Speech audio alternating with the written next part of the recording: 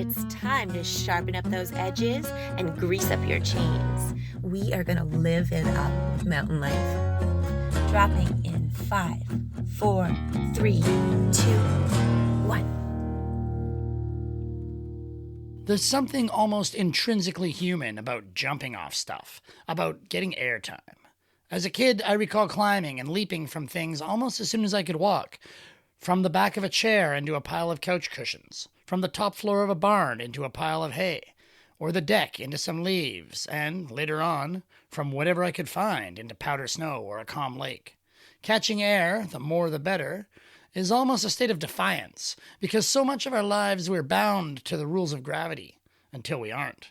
In the air, suddenly, momentarily, we're free and floating and breaking the one single rule that permeates every other aspect of our life. Gravity always wins, but when we can get it, airtime is freedom. Welcome to Live It Up with Mountain Life. My name is Feet Banks, and this week, for our 60th episode, Spencer Seabrooke is on the show.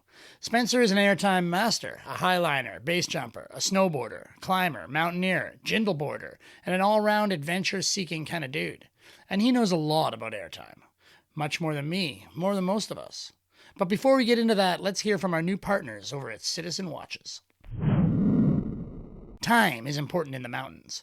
Out there in the wild, missing a rendezvous or misjudging how much daylight is left can have dire consequences.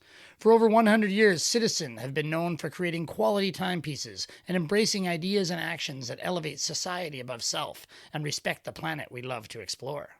Need an altimeter or a pro-quality dive watch? Citizen's ProMaster series provide functionality, durability, and the spirit of adventure, up in the air, on land, or at sea. With a huge line of professional-grade, sport-inspired designs, Citizen keeps you on time and makes every minute count. Find your next perfect timepiece at citizenwatch.com. Better starts now. Okay. Spencer Seabrooke. You maybe best know him from the film Untethered, a 2016 highlining documentary that saw Spencer walk a then world record highline here in Squamish with no safety tether. Just hanging it out there with hundreds of feet of pure mountain air beneath him. Or perhaps you know his pendulum jumping antics from the Slacklife BC Instagram, or his base jumping videos, or the photos we often feature in Mountain Life. In fact, the latest issue of the Coast Mountains edition has a gallery shot of Spencer and a buddy opening up a new base launch up the Squamish Valley, which is where I caught up with him and we recorded outside on the deck while his dog Louie chimed in as he felt like it. That's Valley life for you out there, though. So here we go. Lift off with Spencer Seabrooke.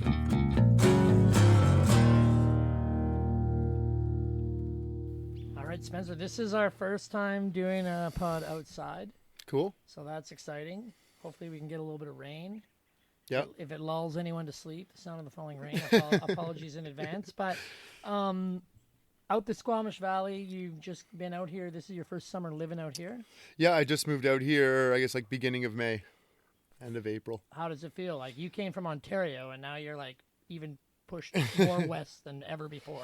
Yeah, I mean, it's been a long time since I was in Ontario, and, moving to Vancouver and then Squamish and then now Squamish Valley. Yeah, I feel like the next move might be, yeah. Maybe a boat? Yeah, exactly. I saw you on the weekend and you guys were skydiving out of a plane. One buddy missed the landing zone or went for a landing zone that he already knew, but the last time I saw you, he was still missing after a couple hours. It turned out okay, I assume. Yeah, it did. It did. Yeah, so we did a jump, and the plan was to land out at the river there, and everyone knew where we were supposed to land. But one of the guys got out in a different spot, and he was flying a wingsuit, so he can cover some ground. Right. But by the time he was under canopy, he wasn't going to make it across the Squamish River, and so he landed over near on the Ashlew. But the problem was that we saw the canopy land, but not one person actually saw his feet on the ground. Totally. Or which side of the river he was on. And so that's where the panic sort of sets in, right? Knowing that river, it's not a huge sandbar area or anything. Is there a worry that, if you land in the water, your canopy just becomes like a water anchor and drags you along? Or? Yeah, landing in the water with the canopy is can be really bad. Yeah, I mean, once you get into skydiving, it's a part of training, you know, something that you'll have to learn before you get certain licenses and stuff. Right. And he definitely has that sort of experience. But regardless, when you add the current and other, you know, things in the water, trees and rocks and things like that, then it's, just becomes scary for sure. And of course, out here, no cell phone, right? Like, difficult to maintain communication. Yeah. As a group, we were relatively unprepared for what we were doing in that sense that, like, if everything goes good, then we all would have been drinking a beer on the beach by the end, but we didn't have radios. Not everyone had satellite devices or even an iPhone where you could actually, like, get some messages through on data. Let the record show to all the adventurers out there that Google phone's not helping you. No, not at all. Not at all. No, you can actually send messages via satellite with your iPhone. So even in a worst case scenario, it can be used as your safety device. iPhone doesn't pay for us, but it all worked out. You guys had to run around. I don't think you're, I don't want to say no stranger, but you've been in these situations before where you've had to sort of rally a self-rescue for somebody. What goes through your mind when you're going like, is there a list of things you do, or what's happening when you're realizing, hey, we've got to go look for a buddy, make sure he's okay, bring him back safely? Yeah, well, it seems that in a lot of these situations, I tend to be the person that knows the terrain the best, and maybe has the skills to get to the places where we're going. So in the past situations where people have, we'll just say, landed out, like they didn't land where they were supposed to. Yeah. And you have to go running, looking for them, kind of calling their name and maybe have an idea of where they are. Yeah, I've definitely been at the forefront of it whenever I'm around because my instincts kind of kick in, and if it were me, I'd want someone to hurry, and so I'm going to hurry. Yeah. And then knowing where to go and what to do when you get there is, the rest of it. Yeah, and I mean, thankfully, it worked out this time. Yeah, with this time we searched both sides of the river, and he actually tried to hike out on his own, but he didn't know where he was, and so when he got to another creek, he decided he wasn't going to get wet and cross the creek. Right. He ended up having to spend the night. We did make contact with him at dark. He managed to shine a light when we got out to the river. Right. So it all turned out well this time. You knew where he was, and I mean, I guess your canopy can act as a blanket if you have to. That's exactly. Yeah, he made a bed for himself and stuffed some leaves. Yeah. Wild times, man. I mean, I don't want to say goes with the territory of the stuff you do, but the stuff you do is pretty, by most people's account, out there on the edge of, like, there could be consequences. Yeah, absolutely. And like I take it even more seriously maybe than others because I have been through a couple of situations where things didn't turn out as well as that. So the worry just builds as time goes on. In the time of someone being missing. When you were young, I mean, a lot of these highlining stuff like that was if it even existed, it was very niche. Was that even something that you were aware of as a young kid? I wasn't aware of, I was aware of mountain sports and things, but I didn't ever go rock climbing indoor or out, nothing until I actually moved to Vancouver. Right. What did you do as a kid to, skateboard, snowboard, that's anything with a board. I heard from your sister there was a couple times where you were really young and found your way up onto the roof of the house. And absolutely. I always had the adventurous soul, I guess, If you could go up somewhere, then I'd usually try to find a way up there. Or if you could jump off something, I'd try to figure out a way to jump off of it as well. But more individual sports. Did you ever do any team sports or? I played football in high school, just junior football. Senior football was way too serious for me. Junior was like really fun, you know. Yeah. I played hockey when I was younger. I'm a Canadian boy. You can't. It's hard to get through life without a couple of years of hockey, But yeah, for the most part, once snowboarding started, I used to race giant slalom. And once that became a little bit more serious, where we were traveling every weekend for it, then I could no longer do both.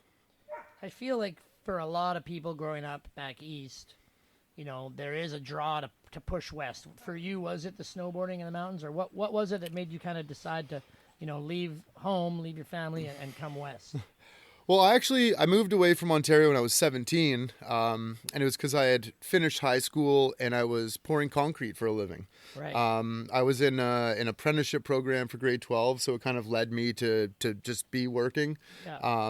And the first winter was on its way, and when I asked my boss, what do I do for the winter? He's like, oh, well, we'll probably lay you off and you can collect unemployment and we'll see you in the spring. And to me, it's like I was 17 years old. I could barely sit still when I got home from work, let alone not go to work. Yeah. So I sent a resume to a indoor, like a precast concrete plant in Calgary. And I moved out, I think 2 weeks after that. Right. Yeah. And kept working because it was west, a little bit less cold? Or? Well, no, it was still Calgary in the winter, but it was more that I had a opportunity at an indoor place where I could continue doing what I was doing. Right. That only lasted a few months until summer came, and then I started doing residential concrete. And and then once I was in Calgary for about 4 years. And getting into the mountains much when you were there? Or? I snowboarding, yeah. I went to Lake Louise and...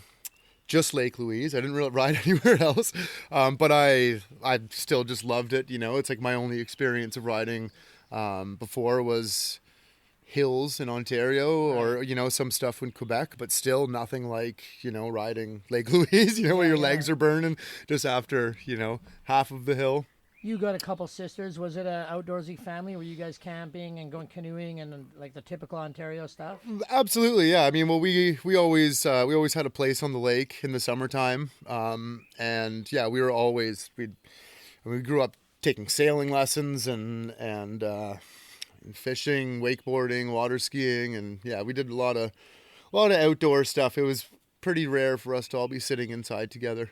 Actually, in speaking with your sister, there's a nice tie back. Here we are living on bushland, Rory Bushfield's place. Mm-hmm. You're an avid jindle boarder. Yeah. Bushy's favorite sport. Yeah. But I did hear a story where you wanted to get towed behind a boat. Yeah. And nobody was paying any attention, and you fashioned a couple skis out of 2x4s and used your underwear elastics to tie to the exactly skis. Yeah, so my first skiing almost. My first water ski experience was like technically jindling, I would say.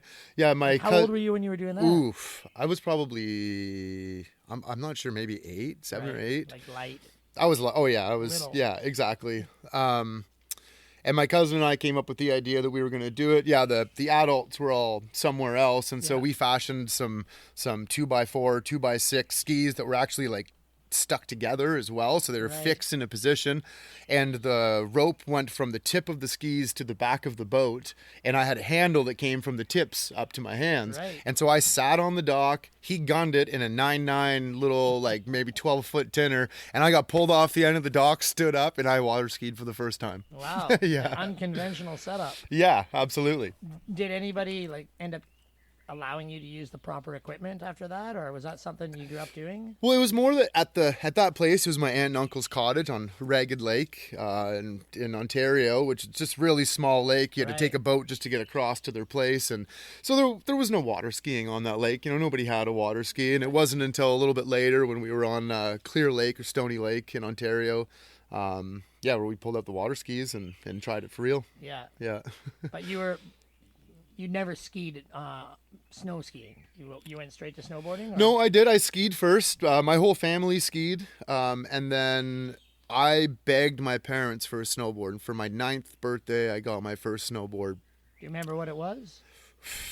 I remember exactly what it looked like, but it wasn't a conventional brand. It was CB or something like that. It had a big praying mantis on the bottom of it. It was rad. Yeah, it was super bright. My mom liked that because she could see the bottom of the board when she was at the bottom. She could tell which one was me. Right. Yeah, but it was way too big for me because we couldn't really afford much, and so that board must have been on sale, and it was a little bit taller than me, but I was a fast growing boy, so we assumed within a year or two, but going to the first resort we went to, they wouldn't let me go on the chairlift with it. I could only take the T-bar because it was too big for me. I recall a similar thing where my folks would buy me skis, and the first year they'd be way too long. The second year they'd be pretty good. And then the last year they'd be a little short. Yeah. Right. And those were the skis for those 3 years. Exactly.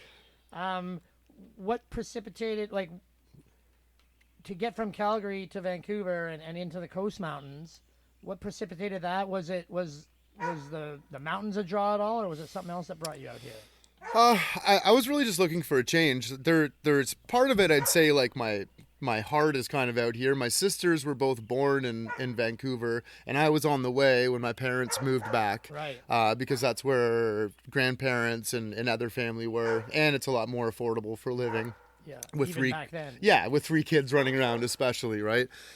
And I started dating an old high school sweetheart that lived in Vancouver, and I also had other friends, lifelong buddies that lived out here, and so I was excited to be out here. And I was excited about the mountains, but there was nothing that really drew me here. Right. You weren't climbing in the Rockies? No, not at all. No, it was all concrete. I had a concrete business at that point, and I was 21 years old, and I had friends and family working for me, and at a certain point, I kind of felt like I didn't want to lock into that for the rest of that. Yeah, like that's I either pretty young to be in charge of other people. Yeah, and I also, at the end of the day, you're still working, and it was just a lot. I didn't feel I was old enough to continue that, and that's not what I wanted to do for the rest of my life. Yeah. So yeah. So then moving out here just kind of gave me the options, and really it's like Brent Plumley and his brother Adam. They're good friends from back home. From back home in Peterborough that now lived out here, and they had just started rock climbing and doing some like alpine climbs and stuff like that on the North Shore Mountains, and they're the ones that fully immersed me into it and brought me out. And they're they study, they make sure they know what they're doing before they do something, and I dive in. And so like the mixture of the two of us, we all got out and we did a lot of things, and they were they're the angel on your shoulder when you're about to do something stupid. They're like, hey, why don't you double check this and do that? So like they're very calculated people, and it taught me to be much more calculated as well. But it's funny, in the old days, that was kind of how you had to have a mentor of some sort to kind of do any of these things. There weren't a lot of courses or anything like that. But also, like your mentors could also be a bit greener than what you would expect. So for sure. Find a good mix like that. Sounds good. What was the progression, from climbing and mountaineering to slacklining to highlining? Like that stuff's relative. I mean, I guess it's not new. I guess let's actually explain for people that don't know, like, what is slacklining? How is it different than highlining? How is it different from tightrope walking? Yeah, so slacklining is just. Is Louis? Can you hear that? I mean, we could probably hear it. But I know. Louis silent all day, and now that we're sitting here talking, he wants attention. We are out in the wild. Yeah, if you're in the know. valley, there's dogs. But I think we should just keep going. All right, cool. Sounds good. So slacklining is just walking a tensioned piece of webbing. So it's typically nylon or polyester, which will range in different stretches and stuff. But you tension this in between 2 trees. In between any 2 fixed anchor points, and then you walk across it. The width is standardized? Or? So it's either like a 1-inch or a 2-inch line typically. Never seen anything wider than that. Right. And 2 inches are normally, either beginner or meant for getting really tight and actually kind of bouncing on. Right. Yeah, and then so highlining would be the same thing, but you take it high in the air. Right. Yeah. In comparison to tightrope walking, a slack line is only anchored on either end of the line, where a tightrope is anchored on either end, but there'll also be things to stabilize the line throughout it to make sure that the line doesn't actually start moving. Where the slack line, it's very fluid. Every movement you make is reverberated back at you, and it's and the slackliners never carry the balancing pole. No, it wouldn't help you. Yeah. So how did that come into your life, that activity / sport / lifestyle? Yeah, so after starting to climb with Brent and Adam, we started going to like the Real Rock film tour, and we were always excited for what was coming out next. And I think it was in 2012 we went, and there was the film Sketchy Andy, and fully that just changed. I walked out of there a changed person. I had never seen slacklining. Like maybe I had, but I hadn't seen it like that. It didn't really like relate to me. Yeah. But at this time I had just learned to climb. I'd done a lot of, alpine climbs and stuff. I'd been up in the mountains, and suddenly I saw Sketchy Andy, and he's highlining and base jumping and doing all this rad stuff, and it just became it really motivated me. Yeah, I saw it. And where was he out of? California? No, he's out of Moab, Utah. Right. And so yeah, you know, the film's 30 minutes long. If anyone hasn't seen it, I'm sure you can look it up and see it. It's just a good film. But yeah, it just like it opened my eyes to what was possible. I felt like I getting to the top of the mountain wasn't really enough. I felt like I wanted to try to learn to do handstands or something so I could get up there and do something else rad, you know. Right. But I found this, and then like I walked out of there and I was like, I'm gonna do this, guys. I'm gonna go highline, you know. And they kind of rolled their eyes in the beginning because again, I am the one that dives in head first and doesn't really think about it much. But yeah, you know, a few years later, I had made a name for myself and I had accomplished a lot. So and was it easy to find other people that wanted to do it, or did you have to sort of talk people into it? Yeah, at the time, there was not a lot of people at all. Like, there was literally just a handful of people that were slacklining in the area, and then even less people that were even interested in highlining. And so my first times highlining, we were looking on our phones at how to set up like the backup and you know, certain things, and really just using our own judgment of like how to do it. And none of it was conventional in today's methods. Everything, people today would look at what we were doing and say like, what the hell were you doing? But I, you know, through the climbing experience and just kind of common sense, you can realize what's really safe and what's not, and making things redundant. And yeah. I mean, I guess a lot of people would wonder, you know, in those old days, kind of pre-drone UAV days, how would you get, you know, the line from one side of the gap to the other? Getting the line across is really easy when the line is short. Right. So typically, you know, you just tie a rock onto a string and probably tape it up so it doesn't come off, and you can just throw that across, and then you use that string to pull over the line. Right. Once you get into longer lines, we use, you know, I've used a bow and arrow with a string. I've used a potato cannon. We've used tennis ball and tennis racket. We've used a rescue store in town let me use their lucky launcher, and it took like 22 caliber blanks and launched a foam projectile. Wow. Yeah, you really have to get creative with it. And to be honest, like rigging and finding the spots is a lot of the fun of it. In those early days, like what would be a long span that you guys would have set up for some of your, you know, your first couple of years? 100 feet was big in the first couple of years. Yeah. Like we would, the original lines that were on the Chief, were like 100 feet ish, basically. Right. Yeah, give or take. And those lines we would set up one or the other and session them all day and for a weekend, you know, that was all we really needed. Yeah. Again, for people unfamiliar, you know, obviously there's a safety, there's a backup in case you fall off the line. Most of the time, yeah. Can you explain how that works? Yeah, so it'd be similar to, I mean, you wear a climbing harness, and then you'd be tied in with the same knot and generally the same rope, same strength, and then you have a steel ring or aluminum ring that goes over your lines. And so rather than a single line under tension that you're walking on, there's that plus another line underneath that's not under tension. And so the idea is if the main line were to ever reach the amount of force it takes to break it, that you would have a backup that would catch attached by the ring. Exactly. It just drags behind it. Yeah, and it can't be removed from the system. So when you rig the line, you have to feed it through, and 9 times out of 10 we all forget to put the ring on, and then you have to like take it off and do it all over again. But it's and then how long had you been doing that until you decided to not use the ring? Well, it's a funny thing. When I started, I kind of just thought that that's what you did. I thought that you would like walk it a few times and then you would take the harness off and walk it. And that's like the epitome. You know, you've beaten this line, move on to the next one, longer, higher, whatever. Sure.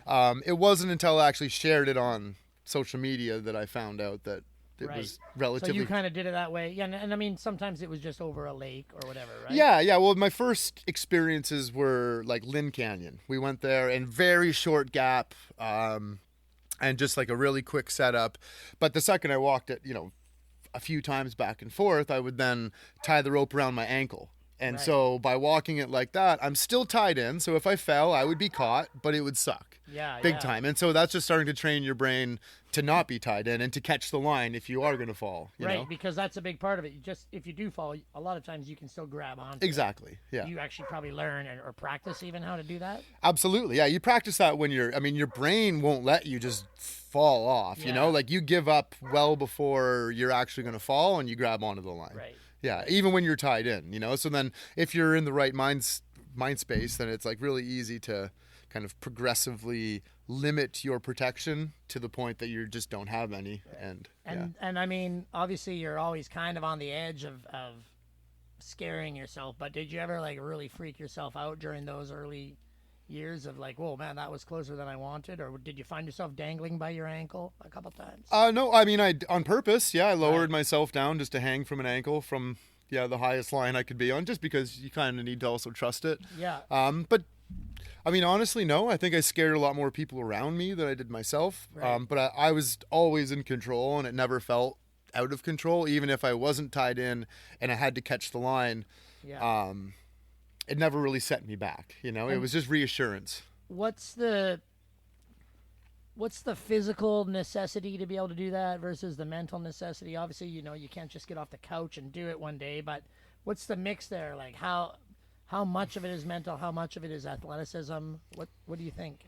I think walking the slack line becomes very easy, you know, time and time again, but then it's the fear that really makes it hard. It really is like your mental stamina at that point, and whether or not you can keep your shit together when, you know, if you start feeling nervous and the line is shaking, what are you going to do, you know? And if you're the type of person that panics, you don't want to be there. Is it a similar sort of flow state focus that you could find, you know, big mountain snowboarding in a no fall zone, or absolutely, or racing, you know, a motorcycle or skis or whatever? Absolutely. You're just dialed, you know. It's something that I've always loved about it is like when you're doing it, there's nothing else on your mind. There couldn't be. Yeah. Right. Yeah. Yeah. I remember running into you one time and you'd just done a big line, but with headphones in, listening to like hard German trance music or something. Yeah. Was that common? Did you do that for a little while? Do you still do that, or? I mean, anytime I walk a high line, I prefer to have music. Right. I feel it just does kind of blank out everything else, and it helps me just get with that flow state. And I know a lot of people snowboarding or riding a bike or something, you know, it also just you just get dialed, you know. And I like putting on like a long, like a DJ set, you know, something that kind of flows from one, you know, through an hour, you know. So with no dead air. Exactly. Because there's be nothing worse than like putting on an album and like, you know, it changes between tracks. Like, oh God, not this song now. It can really mess with you. Crazy. So at some point you did a walk, a high line on the Chief, and then it was a world record. There was a film. Yeah, there's so in 2015, it's going to be 10 years ago. Wow. in August. I walked 64 meters across the North Gully with no harness on. Yeah. And at the time, that was the longest ever free solo on a slackline. And how did that change things for you? Because I know there was quite a bit of media around that, and because, you know, there was a film with really nice footage, like it looked very dramatic. It got out there. Oh yeah, for sure. Yeah, Levi Allen, he made a video called Untethered, which he was filming me before I ever did this. It just happened to work out really well in the timing of it. That's you know, it wasn't like I'm gonna do this. Yeah. You should follow me and I'll do this. He wasn't even there when I did it. It was another guy that came to film it, Zach Moxley, and. Yeah, I mean it's a great film. It really does show the whole story. After that, things definitely changed in the way that I did breakfast television. I did a couple of commercials. Yeah. I've been to China a couple times. I've been all around. It was really amazing. I suddenly was recognized and got to travel around and just enjoy the sport and meet a lot of really cool people from around the world also doing the sport. Yeah, well, and did you find that most of the people, did you find many people that had been doing it longer than you, or was there a lot of people that were younger and you know, a little bit inspired by you, or was it a good mix of both? I think in the beginning it was a good mix, but there's not a lot of people still doing it, even like a lot of the OGs from when I was doing it strong. There's very few of those guys still going strong. Right. I rarely go out and get on a high line now. It's been a little while. I do feel some motivation. I've, lost weight recently being out here. It's just a different mindset. Right. It's just, my motivations are in other places right now. Yeah, I feel like maybe it's, similar to rock climbing, where to really perform at a high level, it's a dedicated lifestyle. It's not a hobby or a sport. Absolutely, yeah. And it's not just walking the line. It's rigging the line. It's packing up the gear the night before and the day, and when you get home, and finding the right people that you want to go do it with that are also motivated in the same way as you. So there's a lot of things that need to align before you become this individual person out there on a line doing your own thing. Talking about the right people, talk about Slack Life. Like, you're one of the co-founders of that. How long did it take when you sort of started getting into, slacklining and stuff before you were able to kind of assemble this Avengers unit of like-minded souls? Yeah, well, the Slack Life BC is the company that Brent and I started. We had another owner with us, Michael. He's the Austrian fellow, and he was very motivated to kind of get something going. And Brent and I already had this sort of platform, YouTube channel, and some things, it was all still branded Slack Life BC, but it was after I broke the record and, I was getting a little bit more coverage and publicity that we decided, this would be a great time to kind of utilize the brand and maybe build it. And so that's when we registered as an actual company, and we started actually designing and manufacturing different styles of webbing that we were selling. Yeah. And was there like courses people could take, to come out and learn? I know you guys would do stuff at the lake where anyone could just show up and you guys are there. And you fall 10 feet into the lake. Liability in Canada is a huge thing. Yeah. And so we have done events, like we've done the Arc'teryx Academy, and we did like a first-time highline course with them. And, we've done a lot of community gatherings. Each year we have a Highliners Festival. We can talk about that after. But again, we, in general, try to invite people out to come and have fun, but we're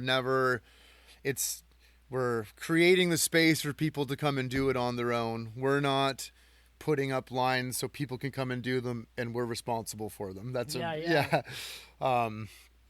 Just the liability factor in Canada and all these things has been such a huge deal from the beginning of slacklining becoming a thing in parks and things like that. So it's a fine line. Yeah, it feels like there's almost, more bureaucracy than you would want, especially in a park. Absolutely. Early on in my slacklining career, someone left a lineup in Stanley Park, and a biker ran into it at night, and he was badly injured. And so there was a lawsuit with the city of Vancouver and this person, which it just created tension between what we were trying to do, and we're just a bunch of nice kids trying to walk a rope between two trees, and they'd come like we were trying to destroy the city, and I haven't slacklined in the city for a while, but I think that they've come up with some rules of some sort, some regulations to make sure people can still do it. And then when did base jumping and that come into play? Was that sort of around the same time, or was that later? It was later, a few years into it. I think it wasn't until 2019 that I took it a little more seriously. I did some skydives. If you do want to base jump, you should do a lot of skydives, learn how to fly the canopy in your body. I didn't do as many as I should, and so even when I started base jumping, it was still a very slow progression for me. Hurt some soft tissue in my legs, but didn't break anything. And that would just be from landing wrong? Just from landing hard. Yeah, exactly. If you don't know how to do it, it all looks really easy, and you could know what you're doing, but you really need to have repetition and know your equipment and know the air density and all, everything comes into play, right? So once you learn about all those things and you have the experience, it becomes really fun. Before that, it's still fun, but it's pretty scary and very serious. Yeah. Mm-hmm. And then from base jumping, you just naturally progressed to wingsuiting? No, I don't wingsuit. I will never wingsuit. Right. And why not? Because I mean, lots of people do, and they all seem to really like it. Yep. but also it seems like it's more dangerous than any of the other things. Absolutely, yeah. But for you personally, why do you stay away from it? Well, like first off, I never got into the sport to fly my body. I really like, so slider down or like I take short delays. I like jumping and taking about like 4 seconds or less. Normally less, like a couple seconds. Yeah. And then flying my canopy safely to the ground. I just can, what I do, I look at like a minivan, and wingsuit is like a motorcycle. Right. Mm-hmm. Yeah. So, I mean, it's just the fact is you go faster and closer to things, and then till eventually. Maybe too close. Exactly. But yeah. you know a lot of those guys. I mean, you absolutely. Yeah. No. I jump with a lot of wingsuiters. I've been around it as long as I've been base jumping. In Squamish, it's. The progression level is more like you start doing, some smaller delays, and then you move into a tracking suit and then your wingsuit, and basically now, then you just wingsuit. Yeah. Yeah. And then it becomes scary to do the shorter delays to them. And I mean, it seems like it's a big deal in Europe. Yeah, well, they just have the terrain and the access, right? Like if you can take a gondola to the top, everything around. Yeah, makes it a lot easier. Where even here, if you want to jump the Chief, you still have to hike for an hour, right? How many times have you hiked the Chief, you think, in your life? Oof. Like 1,000? Probably. Yeah. I'd probably say that, yeah. I'm getting closer to, I'm almost at 800 base jumps. I don't log individual jumps anymore. I simply count them with a poker chip in a jar. Yeah. But I know that when I was at 500, more than half of those were off of the Chief. Right. And that's just that's just base jumping. I also highlined for years before I ever did it. Yeah. And hiked probably with, people come to visit. Absolutely. Absolutely. Yeah. Climb the front. Yep. Yeah. Yep. One day I climbed the front, walked every single high line on the Chief, 13 of them, and then I jumped off. That was the trifecta. The Squamish Grand Slam. That's right. Yeah. Do you ever feel like, somewhere in there you started jindle boarding, which is, far less adrenaline-y, but the fun factor is very high. Do you find like you're craving for that new sport that gives you those same feelings as highlining or base jumping did, or are you starting to just be able to enjoy the day for whatever it is? Well, yeah, I feel like in most sports I get to a point where I'm comfortable. And then from there, it's nice to just kind of maintain those skills without pushing yourself by danger or just motivation, whatever you're into. I feel like it's good to just, especially around here, have a good, solid experience on like different things. Like if you want to go climb tomorrow, we can grab the tread racket of there and we can go do that. You want to go paddle down the river, I'll grab the board, we'll grab the tri-suit, we'll go, and it's like just stacking these skills, and so that when we come up with new ideas that maybe takes us paddle down the river and then we have to climb up a cliff so that we can jump off, and so it really just opens up everything. And I find if you dig too deep into one or the other, you kind of leave the others to dwindle, right? So I've really been enjoying just kind of mixing it up. We have a photo of Jimmy Martinello's in the new magazine of a jump you opened up out here up the valley. Yeah. Has it played a role in just being, where you're living in the forest, steps from, a quick jaunt to the river? Yeah. Has this been an inspiring move to be even that much closer to the nature and to zones that haven't really been explored that much? Yeah.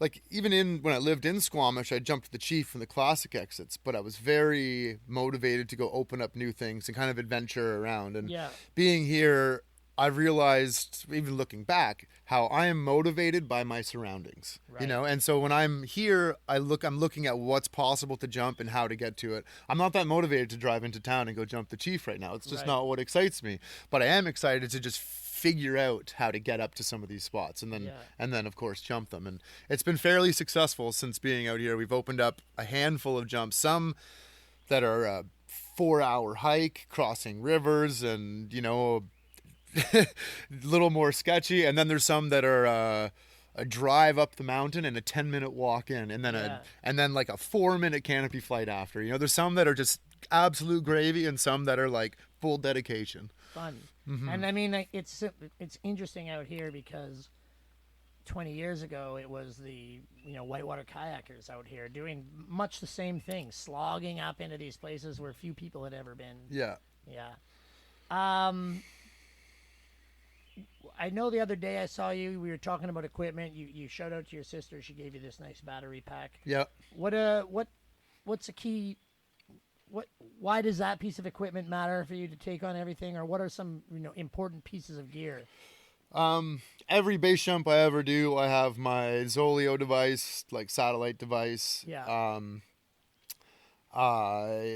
Cell phone, because depending where, and then like the portable battery. When I did have an accident and got hung up on the wall of the Chief, and I was fine. I landed on a ledge, so I crashed into a ledge, and just sitting there, it was the morning. My phone was fully charged, and by the time I was rescued, I was down to 10%. Right. And you're probably communicating with a lot of people, of course, and everyone's messaging to see if you're okay, and you're like, of course I'm okay, and then the search and rescue, and everything just drains it, and so but from then I found being prepared. I also carry snacks, maybe a pre-rolled joint and a lighter, whatever you think you might need if you have to kill some time. I also have a thermal blanket, which is also really good for to be seen, because a lot of the times you're just tinfoil blanket. Yeah, so whatever I think I can cram into my fanny pack, I take with me. Yeah, and I feel it's crucial.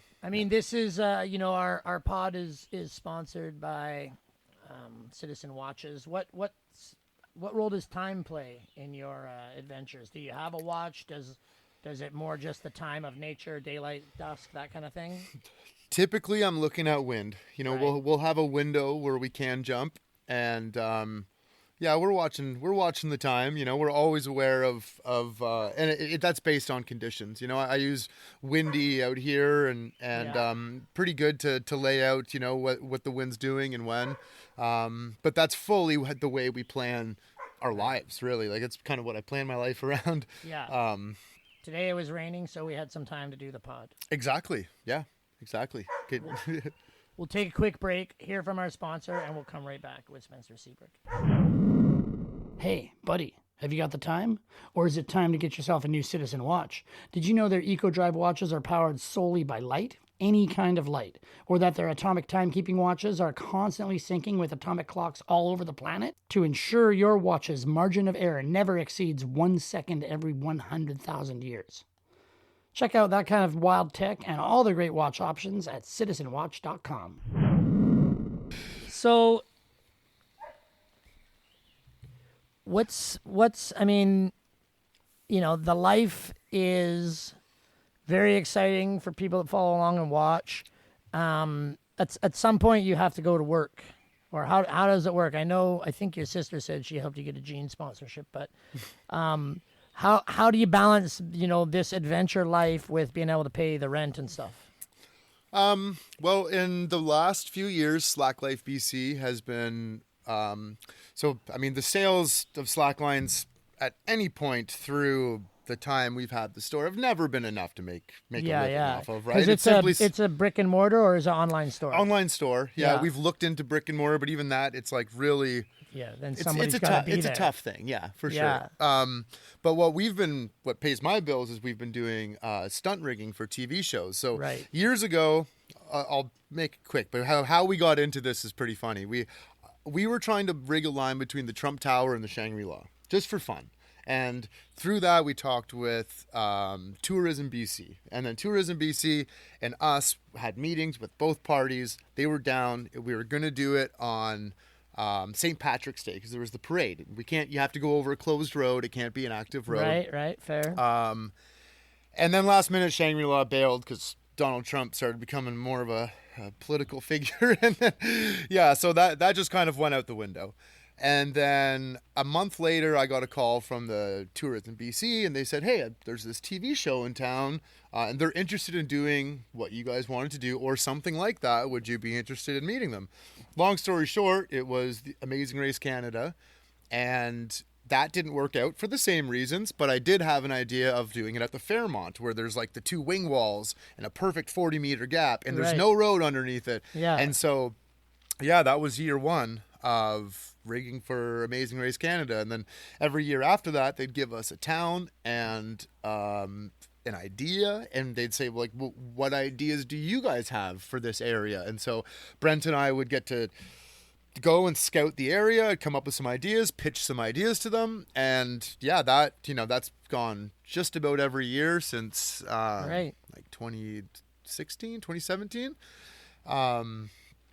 And we also did a new show called Canada's Ultimate Challenge, which we did almost every episode. We had at least one stunt on it. And so for the last 3 years, we would spend about 3 months of our year working just about every day. Perfect. Scouting, prepping, rigging, shooting. Coming up with ideas, consulting, exactly. Executing on the ideas. Exactly, yeah. So really that's what has paid our bills over There's the last a lot years. I know a lot of rock climbers that ended up working at the top of oil rigs and all, like, yeah. being comfortable at height and knowing the equipment. Yeah. It's a real skill. It applies. Yeah. And like we would hire rope access people, but in a lot of these situations, I would prefer to hire highliners, whether or not they had a rope access ticket, because we were going into situations that weren't conventional and we had to be creative. And that's kind of what you have to do when you're rigging a highline, right? So you bring in like-minded people and we could all agree on some things that maybe someone who learned by the books wouldn't agree on, right? Totally.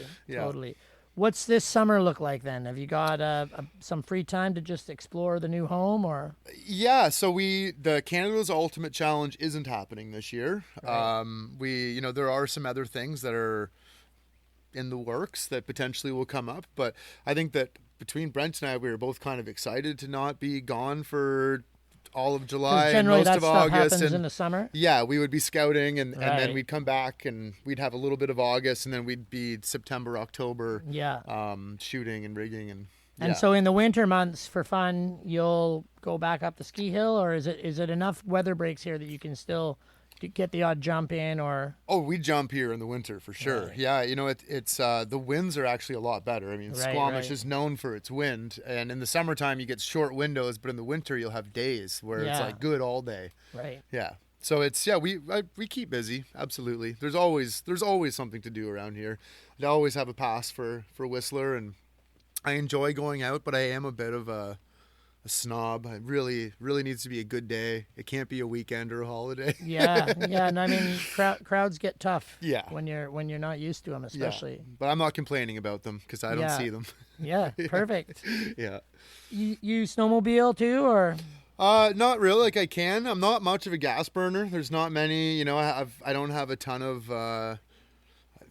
Never really driven dirt bikes or that's usually 2 feet in a heartbeat that gets me somewhere, but nice. I do enjoy it. I have done a bit of snowmobiling, but once again it's just kind of it's just a whole other element. It's something that if you want to get into it, it's something you're going to spend some money and take some time and learn, and I'm still digging through the things that I am learning and enjoying, and talk about, to do these things is amazing, but then to have somebody there to capture them for you.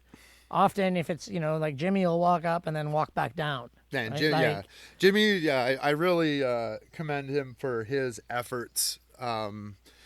Just for example, let's say the shot that was in the last last issue. So like we drove up a road for 20 minutes, parked, and then we hiked up a creek for about an hour, and then it started raining, and Jimmy's sitting there trying to get the shot, and I'm sitting there like, fuck Jimmy, let's go, it's starting to rain, the wind's picking up a little bit, but at the same time I'm like, well, he still has to hike down, he's the one getting the photo. But we jump, land, high five, and we're at the car a minute later, where he then packs up his stuff and has to walk down, and the whole way up he's making rock cairns just so that he actually knows where he's going. And man, the energy that it takes for him to come up and get a few frames is wild, but it's so worth it. It's crazy. Has it been a challenge to find people to come document, or are there some things where you just say we don't need to document this, or is there always a keen photographer or video person ready to? There is not always a keen photographer or video person. I think the 360 camera on my helmet is the one that will always capture it. But to be honest, I think that in the last maybe year, I've really enjoyed the jumps that have no cameras or that they have no one around. Because as much as I love, somebody being there capturing it, you're also working with them, waiting for them, there's a lot more, and it's kind of nice to just focus on what you're doing. It becomes a little bit more peaceful and enjoyable. It seems more quiet. So what do you do on a day like this where you have some downtime? What's your downtime look like? Well, since I've been out here, I spent a lot of time over at the ranch. At the Squamish River Ranch. It's just a beautiful place to be. There's always kind of something to do, maybe a little project to work on. But yeah, I spend a lot of time with my dog, just going, walking around with him and throwing the ball and adventuring into new places. And yeah, it's been quiet out here, and my old place was kind of a social hub, and a lot of people would stop in, and I'm really enjoying the time with myself and just kind of. Yeah. Are you big into, books, movies, that sort of stuff? I've been doing a lot of audio books lately. I can't seem to sit and focus enough to read a book, but I can put on an audio book and I can just go for a walk, and it sinks in really well. We'll bang a couple of fast ones off here. What's the worst job you've ever had? Worst job I ever had. It sounds like you were into concrete pretty young, but was there anything? Well, I mean, I could think of individual concrete jobs that were the absolute worst, but that's one after the next. But at the end, it always feels good. I mean, I'd say washing dishes. When I was young, I washed dishes in my hometown, and that sucked. I hated it. It sucked. What's the weirdest meal you've ever eaten, or weirdest thing you've ever put in your mouth, food-wise? I don't know. I can't. I'm not really sure. Yeah, like when you go to a foreign country, do they try to give you the bugs or?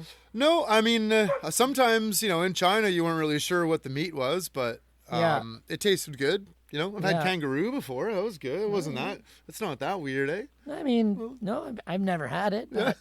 It's looks like a big rabbit. Yeah. What's a country or a destination or somewhere you'd love to go, and why?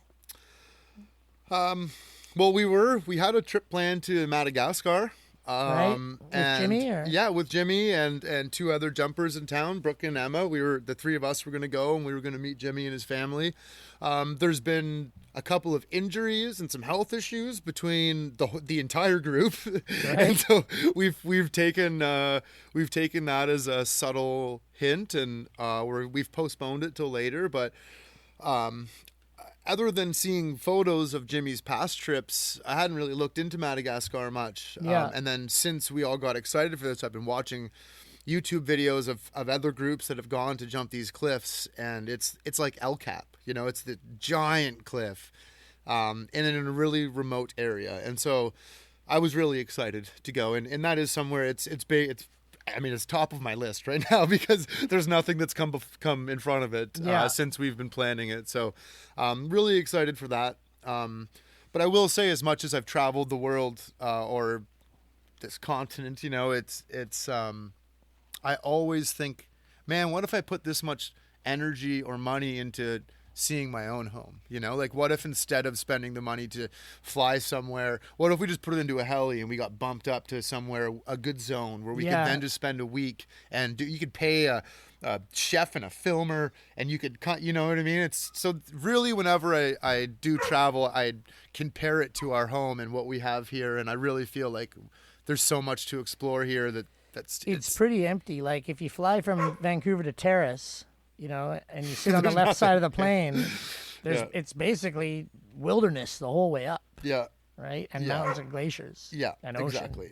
Yeah. What's your favorite meal? If someone's cooking for you, or you're going out to a restaurant, what's your go-to best meal? Oof. I mean, a good steak, you can never really go wrong. Yeah. That's lately the Cleveland Butcher. I mean, I'm sure they're not a sponsor either, but man, what a difference. They definitely fed the crew a couple times. That's what I'm saying. Yeah. You get a steak from there, cooked properly, of course. It is incredible.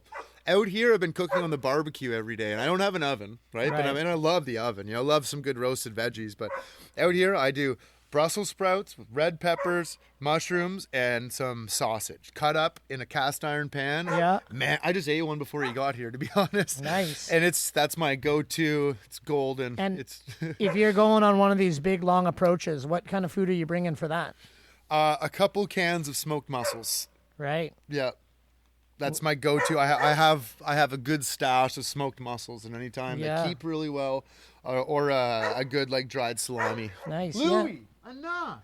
Me and Chili and I used to, that was how we would celebrate a summit, was a crack open a thing of smoked oysters. And, Oh, yeah. And, you know, a little decadence on the summit. Yeah, absolutely. But also, you know, it's good protein, oil. Exactly. Like, I Hearty, mean, delicious, and it keeps. It keeps. Yeah. It feels European. Yeah, you feel super fancy. Yeah. What do you know, as you've been in, you know, this adventurous life a while now, what would you say to, you know, young kids that are like, oh no, that guy's got to figure it out. Like, I got to get out of Ontario and I got to move west and I got to start, you know, pushing the envelope of what I think I can do and what I want to do. And what advice would you give to one of those young kids? Yeah, get out and do it. But surround yourself with good people. You know, it's hard. It's hard to find a good community, but Yeah. when you're doing dangerous things, you want to be out there with people you know are going to come looking for you if you're stuck somewhere. And Yeah. and you know, it's really fun being with the people that push the limits all the time. But at this, for me, I've had enough. You know, it's like it builds and it gets to a point of like you kind of just want to ride this line, you know, like Yeah. you're comfortable doing what you're doing. But yeah, so really just find a good community and never be afraid to ask for help when you need it.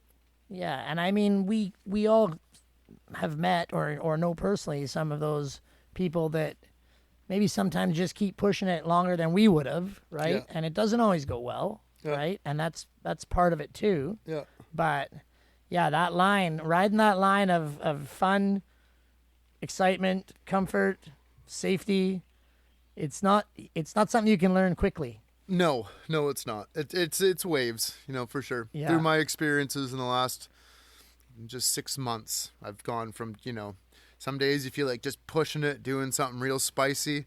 And then some days you don't feel like doing anything because, yeah, people have died or people are injured. And, Yeah. you know, you get, you know, when you get into it, you're afraid, you get comfortable, and hopefully you get afraid again, because if you don't, you'll probably end up dying. Yeah. How do you personally, like, realign yourself after an injury or after an accident, losing somebody or something? How do you get your head, body, whatever it is, back into, you know, where you want it to be? I really like exercise and fresh air is kind of like the most important thing. Yeah. I know myself, like when I was feeling a little low, it's really easy to just kind of sit around for a few days. But the second you get up, like I'm always in awe of beauty, you know, like, and that's it's a real emotional thing, you know, just looking at beautiful things, and we're surrounded by it. And so just getting outside, fresh air, seeing beautiful things, and eating well. There we go. Yeah. Kids, see the world, bring your muscles. That's right. Awesome. That's right. Spencer, thank you so much, man. Yeah, thanks, Pete. Okay, excellent. There's a lot to be said for letting the weather dictate your schedules. I really got tapped into that back in my days as a hay farmer. Make hay when the sun shines. It's not just a saying, it's how it goes. But enough of that.